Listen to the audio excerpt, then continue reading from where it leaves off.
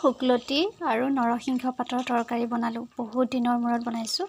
একদম সৰুতে মায়ে এনেকৈ ৰান্ধি দিছিলে। শুকলতি, নৰসিংহ, ভেদাইলতা, তাৰপিছত ভেদাইলতা এনেকুৱা তৰকাৰীবিলাক ৰান্ধি দিছিলে। খাবলৈ খুব ধুনীয়া হৈছিলে। কিন্তু এতিয়াহে বুজিছোঁ এইবিলাক পাতৰ যে কিমান ঔষধি গুণ আছে। কিন্তু সেই সময়ত আকৌ সৰুতে খাবলৈ মন কৰা নাছিলোঁ।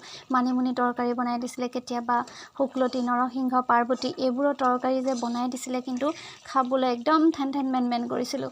খোৱা নাছিলোঁ, যদিও খাইছিলোঁ উপায় নোহোৱাত। কিন্তু এতিয়া বুজিছোঁ ইয়াৰ মূল মন্ত্ৰ সঁচাকৈ এই শাকবোৰ যে খাই থাকিলে আমাৰ শৰীৰৰ কাৰণে কিমান বেছি ভাল। আৰু সেইটো আচলতে একদম সঁচা। বহুতে নাখায় বাৰু। এতিয়া আজি মই বহু দিনৰ মূৰত ৰান্ধিলোঁ নৰসিংহ আৰু এয়া শুকলতি পাতৰ তৰকাৰী।